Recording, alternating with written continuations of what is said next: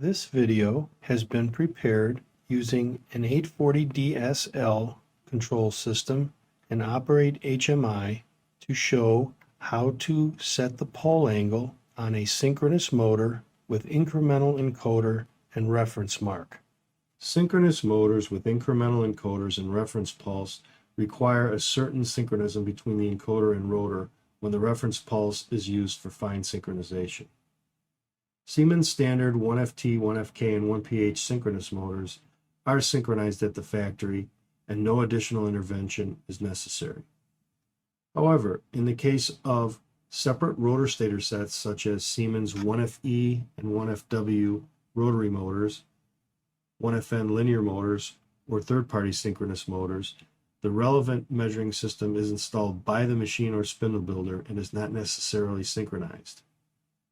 In these cases, for incremental encoder with reference mark, the synchronism is realized via the drive parameter P1990 encoder adjustment, which sets a value in P431, which is the angular commutation offset, which is automatically applied by the drive system when it sees the reference mark from the incremental encoder. The process for these cases is such that each time the drive is powered off and back on, the coarse pole angle is determined by the relevant pole position algorithm. This is close enough to allow the motor to rotate under control.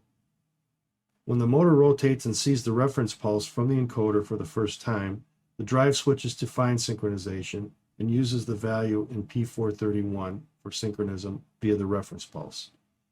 This video demonstrates how to use P1990 to set the value in P431 in a common case where a third-party spindle has been repaired and is to be put back into operation. Normally, the encoder is removed or replaced during the repair process and needs to be resynchronized. Prerequisites are: the drive must be in the disabled state. The motor to drive connections must have previously been checked and verified. The encoder polarity must have been checked and verified. And the control must be in the jog mode. In order to simplify the demonstration process and also the setup process on a machine, a user view can be created that will only contain the parameters that we need to view for this process. In order to create the user view, press the menu select key, click on the setup soft key, click on the machine data soft key, and then the user view soft key. We can add a user view by clicking on manage view, then new view, type in a name,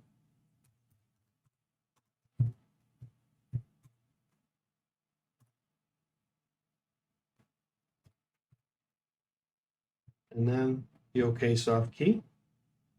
And now we can insert data using the insert data soft key. Use the drop-down box to select Dynamics drive parameters.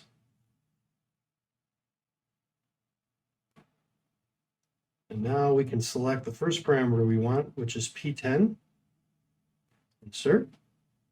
We want R22, which is the actual motor speed. Insert. We want P404. Insert. We want P1982.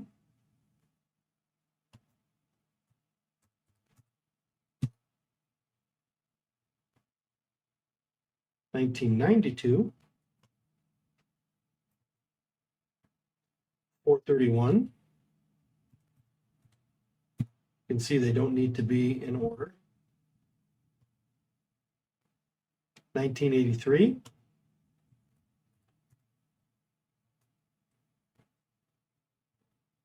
And 1984. Once we've created the list that we want, we click the back soft key, and now that list is permanently there under the heading pole angle. We will utilize the user view that we have just created. Before beginning, we make sure we have selected the correct axis, in this case our spindle. We will check to see that the settings make sense. Normally, P1982 is set to a 1, and P404 bit 15 is set to a 1. These two settings require that the pole angle be set via P1990. Before beginning, it is recommended that P431 be set to a 0. If the drive had been previously operating, there will likely be a previous angle in P431. In order to set it to 0, P10 is set to a 4, P431 is set to a 0, P10 is set to a 0. And now the angle in P431 is 0 degrees before beginning. The drive must be in the disabled state. Parameter P1990 is set to a 1.